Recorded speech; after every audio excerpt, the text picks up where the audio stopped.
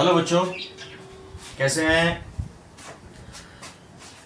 हमने कल जो टॉपिक कराए थे, उम्मीद है कि आप लोगों ने उनको रिवाइज कर लिया होगा। जो कोई समस्या आती है आप लोग मुझे बताइए। बताने का तरीका क्या है कि जिस वीडियो में प्रॉब्लम आती है आप उस वीडियो का नंबर देखिए, वॉच करते टाइम जिस टाइम पे प्रॉब्लम आती है वीडियो को, मान लो 10 मिनट की है, 5 मिनट 10 सेकंड पे प्रॉब्लम आती है, वो टाइमिंग नोट करिए और उसको हमारे साथ शेयर करिए। हम लोग आपकी प्रॉब्लम को निश्चित रूप से सॉल्व करेंगे। मैं ही नहीं, जो भी टीचर जिसकी भी वीडियो प्रॉब्लम आती है आप लोग उसको शेयर करें। और जिन लोगों ने अभी तक चैनल को सब्सक्राइब नहीं किया है वो सब्सक्राइब जरूर करें, बेल आइकन को दबाएं जिससे नोटिफिकेशन आपको मिलती रहे। लाइक करें और अपने साथियों के साथ शेयर करें। अब हम इसमें आगे टॉपिक पे चलते हैं। अब अपवर्तनांक की जब हम बात करते हैं, हमने अपवर्तन के नियम पढ़े थे, अपवर्तनांक की हम बात करते हैं। उसमें एक नियम आया था अपवर्तन के नियम में। दूसरा नियम जो था वो था कि आपतन कोण की ज्या और अपवर्तन कोण की ज्या का अनुपात नियत होता है, जिसे हमने क्या किया कहा था, अपवर्तनांक कहा था। अब अपवर्तनांक की परिभाषा करेंगे। देखिए, पहला टॉपिक आपका आज का है अपवर्तनांक। परिभाषा क्या कहती है? पहले माध्यम, यानी जैसे हमने लिया वायु, पहले माध्यम में प्रकाश की चाल स्मॉल सी, वायु या निर्वात में प्रकाश की चाल को स्मॉल सी से निरूपित करते हैं। यह बात आपको मैंने यहां लिखी है। पहले माध्यम यानी वायु में प्रकाश की चाल स्मॉल सी का दूसरे माध्यम को, दूसरा माध्यम कैसे होना चाहिए? पहला माध्यम अगर वायु या निर्वात है तो दूसरा माध्यम उसको छोड़ करके कुछ भी हो, चाहे कांच हो, पानी हो, गैस हो, कुछ भी हो सकता है, लेकिन वायु या निर्वात नहीं होना चाहिए। दूसरे माध्यम वायु या निर्वात को छोड़कर में प्रकाश की चाल स्मॉल वी। सबसे हल्का माध्यम जो माना गया है वो वायु या निर्वात माना गया है। उसमें प्रकाश की चाल अधिकतम होती है, इसलिए सी ली है। इसके अलावा जो अन्य माध्यम हैं जैसे कांच, पानी, गैस, वो थोड़े गाढ़े होते हैं, भारी होते हैं, इसलिए उसमें चाल सी ना लेकर के स्मॉल वी का इस्तेमाल करते हैं। के अनुपात को दूसरे माध्यम का पहले माध्यम के सापेक्ष अपवर्तनांक 1 और 2 कहते हैं। किरण कहां से गई? किरण गई वायु से दूसरे माध्यम में, यानी पहले माध्यम से दूसरे माध्यम में गई। मैंने आपको बता रखा है कि अपवर्तनांक किसका निकालना है? जिसमें किरण प्रवेश करती है, दूसरे माध्यम में प्रवेश करती है तो दूसरे माध्यम का निकालेंगे। किसके सापेक्ष? तुलना किससे करनी है? पहले माध्यम से करनी है, यानी जहां से किरण आ रही है। दो चीजें हैं, आना और जाना। आ कहां रही है? आ कहां से रही है? वायु से। जा कहां रही है? दूसरे माध्यम में। तो दूसरे माध्यम का पहले माध्यम के सापेक्ष अपवर्तनांक को लिखते हैं 1 और 2। 1 और 2 से पता लगेगा पहले से दूसरे में कहते हैं। अब सूत्र क्या होना चाहिए? 1 और 2 बराबर पहले माध्यम में प्रकाश की चाल स्मॉल सी यानी वायु में बटे दूसरे माध्यम प्रकाश की चाल स्मॉल वी। तो हो गया 1 और 2 बराबर सी अपॉन वी। और इसमें आप एक बात ध्यान रखिए, 1 और 2 हमेशा बड़ा होता है 1 से। 1 और 2 का मतलब है कि वायु के सापेक्ष कांच का अपवर्तनांक हमेशा 1 से ज्यादा होता है। यानी सघन माध्यम भारी होता है, विरल माध्यम हल्का होता है, इसलिए सघन माध्यम का अपवर्तनांक हमेशा 1 से ज्यादा होगा। लेंस, इसके बाद दूसरा आता है लेंस। लेंस कहां देखे हैं?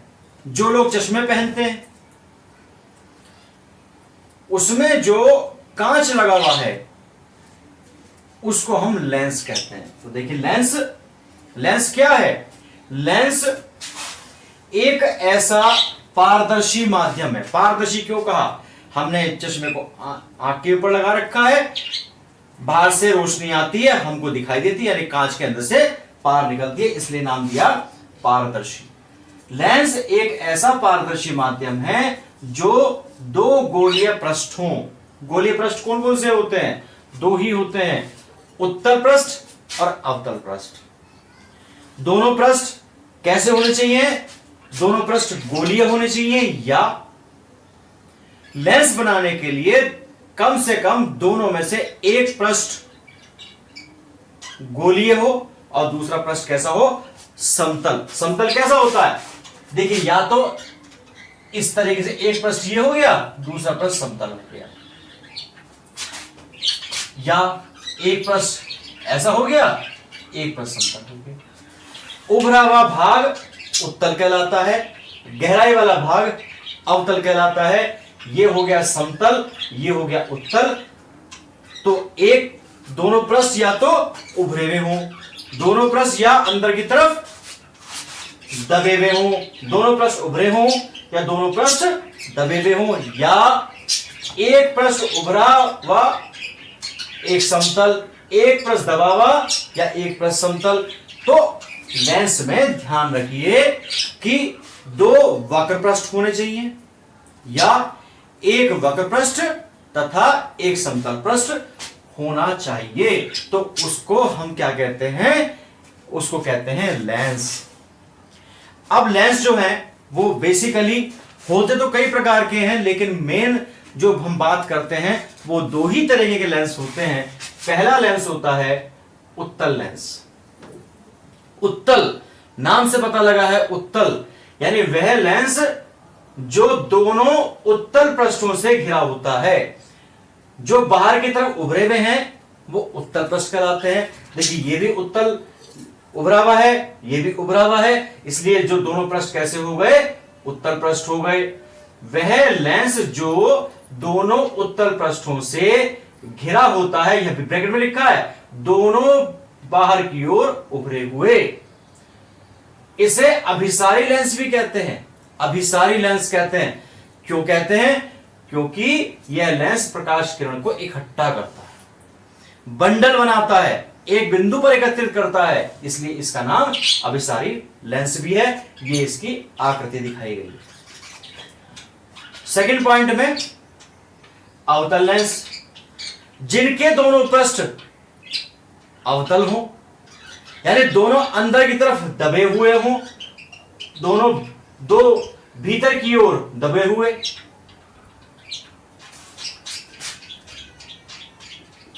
दोनों भीतर की ओर दबे हुए, या कह सकते हैं अवतल पृष्ठों से घिरा होता है, इसे अपसारी लेंस भी कहते हैं। अपसारी क्यों कहते हैं? क्योंकि यह प्रकाश किरण को फैलाता है, इसलिए इसका नाम क्या है?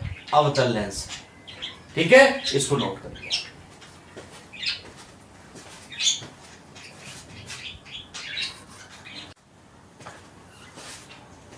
अब आगे चलते हैं कुछ परिभाषाओं पर जो बहुत इंपॉर्टेंट हैं। टॉपिक लिखा है लेंस से संबंधित कुछ परिभाषाएं। अब इसमें जो पहली परिभाषा है उसका नाम है प्रकाशिक केंद्र, कैपिटल सी। प्रकाशिक केंद्र कैपिटल सी। चित्र देखिए, इसके अंदर ये उत्तल लेंस है, ये मुख्य अक्ष हो गई, ये सी पॉइंट हो गया, यहां से जाने वाली प्रकाश किरण बिल्कुल सीधी निकल गई। दूसरा लेंस हमने लिया है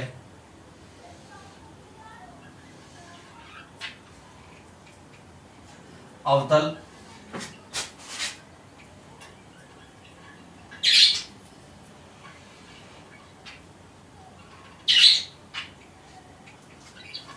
तो प्रकाशिक केंद्र क्या है? किसी पतले लेंस, लेंस मोटा नहीं होना चाहिए, किसी पतले लेंस की मुख्य अक्ष पर स्थित वह बिंदु जिससे होकर जाने वाली किरण बिना विचलन के सीधी गुजर जाए, बिना विचलन के सीधी गुजर जाए, क्या कहलाता है? प्रकाशिक बिंदु कहलाता है, प्रकाशिक बिंदु कहलाता है। चाहे उत्तल लेंस की बात करें या हम बात करते हैं अवतल लेंस की हम बात करते हैं। और इसमें पहला पृष्ठ उत्तल है तो इसकी वक्रता होगी, दूसरा पृष्ठ उत्तल है इसकी वक्रता होगी, तो इसमें दोनों के बीच में आएगा। अगर दोनों की वक्रता त्रिज्याएं समान है तो क्या होगा? तो प्रकाशिक केंद्र उन दोनों के ठीक मध्य में आता है। पहले मैं आप चित्र बनाइए और मैं आपको परिभाषा लिखा रहा हूं। देखिए,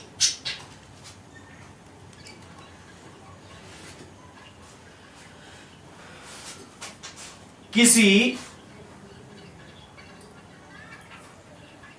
पतले लेंस की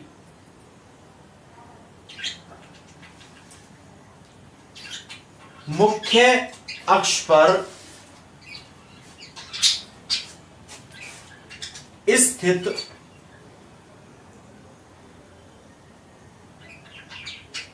वह बिंदु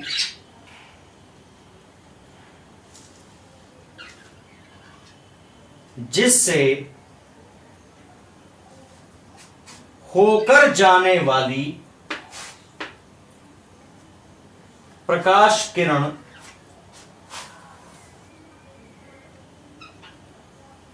बिना विचलन के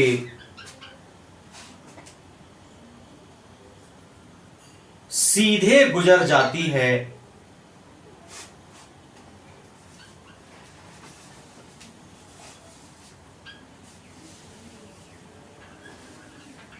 प्रकाशिक केंद्र कैपिटल सी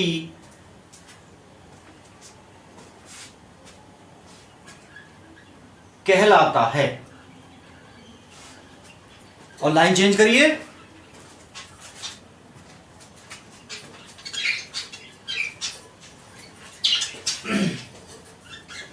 यदि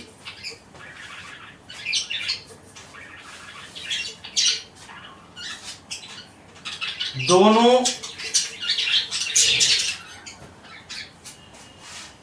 उत्तल पृष्ठों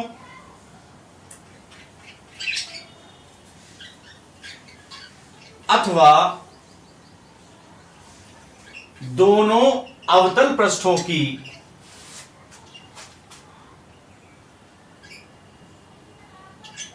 वक्रता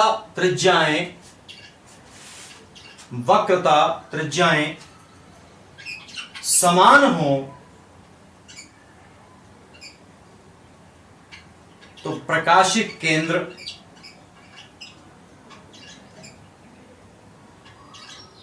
उनके मध्य बिंदु पर होता है।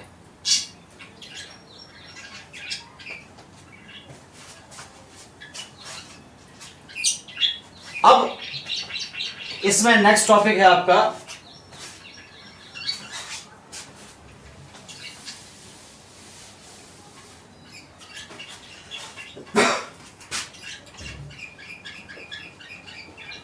फोकस व फोकस दूरी।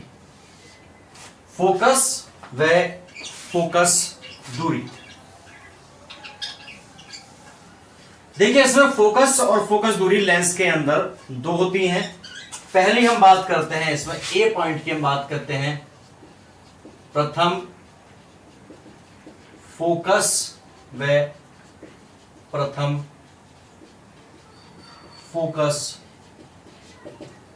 दूरी की हम बात करते हैं। तो इसके लिए हम चित्र बनाएंगे।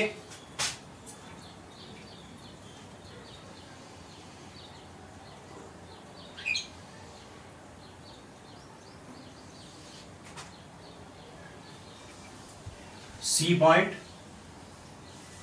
कैपिटल एफ बिंदु,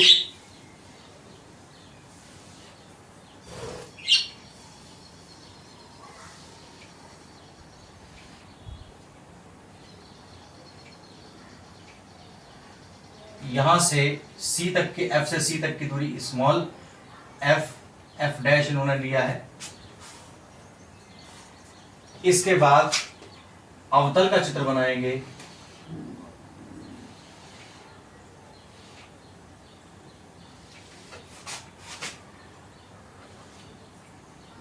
सी बिंदु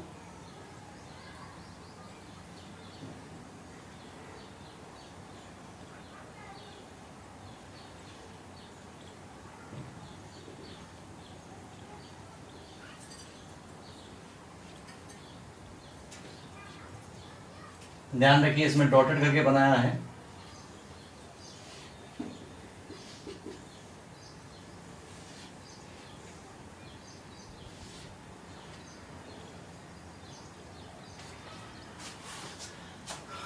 देखिए इसके अंदर क्या दिखाया है, ये उत्तल ऐसी कंडीशन है, ये अवतल ऐसी कंडीशन है। अपवर्तन के बाद चाहे उत्तल की कंडीशन हो या अवतल की कंडीशन हो, जब प्रकाश किरण किसी लेंस पर पड़ेगी तो अपवर्तन के पश्चात हमेशा मुख्य अक्ष के समांतर होगी, जब ये हम फोकस या फोकस दूरी की बात हम करेंगे। तो क्या होगा, किसी लेंस की मुख्य अक्ष पर स्थित वह बिंदु, चाहे हम उत्तल की बात करें चाहे अवतल की बात करें, किसी लेंस की मुख्य अक्ष पर स्थित वह बिंदु जिससे चलने वाली, यानी यहां से चल रही है, जिससे चलने वाली, अथवा देखो अगर हम ये देखें तो ये इसकी तरफ जाती हुई दिख रही है, हमें ये किरणें एफ डैश की तरफ जाती हुई दिख रही हैं। लेंस की मुख्य अक्ष पर स्थित वह बिंदु जिससे चलने वाली अथवा जिसकी ओर जाती हुई प्रतीत होने वाली किरणें अपवर्तन के पश्चात मुख्य अक्ष के समांतर हो जाती हैं, प्रथम फोकस कहलाता है, यानी F dash, capital F dash कहलाता है, तथा प्रकाशिक केंद्र से प्रथम फोकस तक की दूरी को प्रथम फोकस दूरी कहते हैं। परिभाषा देखिए, आप पहले चित्र बनाइए फिर परिभाषा लिखिए।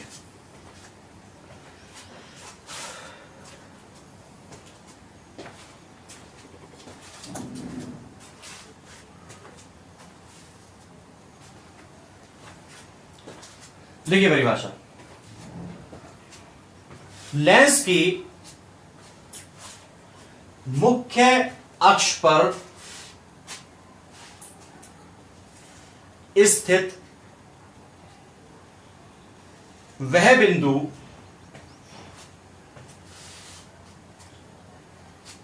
जिससे चलने वाली,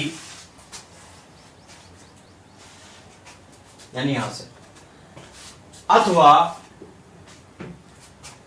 जिसकी ओर जाती हुई प्रतीत होने वाली प्रकाश किरणें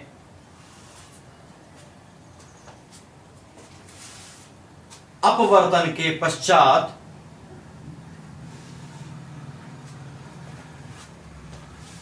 मुख्य अक्ष के समांतर हो जाती हैं,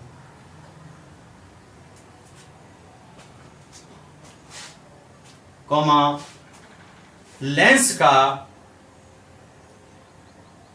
प्रथम फोकस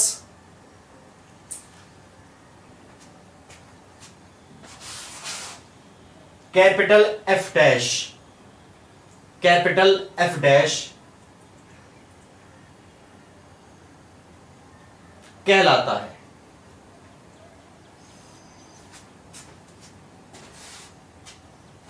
और नेक्स्ट लाइन में लेंस के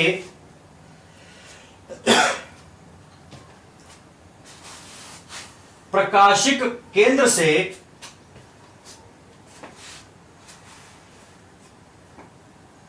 प्रथम फोकस कैपिटल एफ डैश, प्रथम फोकस कैपिटल एफ डैश तक की दूरी को लेंस की प्रथम फोकस दूरी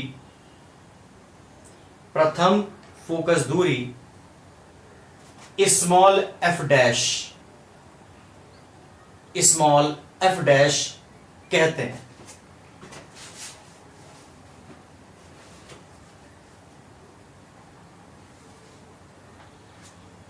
और नेक्स्ट लाइन में इसके लिए बता रहा हूं मैं आपको, लिखिए उत्तल लेंस में प्रथम फोकस बाईं ओर होता है जबकि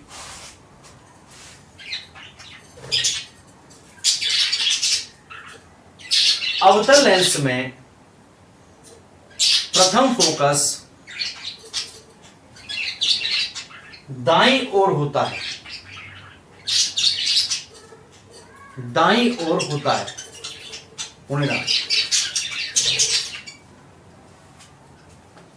और एक लाइन लास्ट में, सभी दूरियां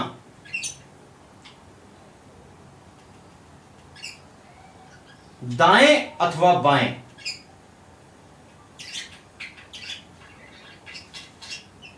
सदैव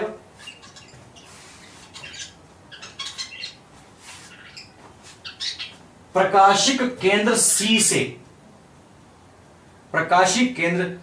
से ही नापी जाती हैं। इस लाइन को अंडरलाइन करना है आपको, जाती है, लिख लिया होगा। तो आज हम इतना ही रखते हैं।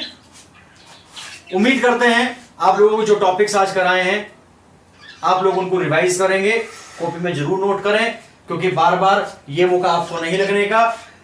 हम लोग अपनी तरफ से आपको बेस्ट देने की कोशिश कर रहे हैं। वीडियो को लाइक करें, शेयर करें, बेल आइकन दबाएं, सब्सक्राइब चैनल को जरूर करें, और ये ध्यान रखिए कहीं कोई कमी ना रह जाए कि कल को हमें ये लगे कि हमने ये नहीं पढ़ा। और ये आपकी जिम्मेदारी है कि आप लोग जो प्रॉब्लम आपको आती है वो शेयर करें, क्योंकि मन में रखी हुई बात किसी को पता नहीं लगती। डॉक्टर को अगर बात नहीं बताओगे तो आपका इलाज नहीं होगा। तो आपको इलाज कराना है, फिजिक्स का इलाज कराना है या किसी भी सब्जेक्ट का इलाज कराना है तो टीचर के साथ अपनी प्रॉब्लम को शेयर करिए।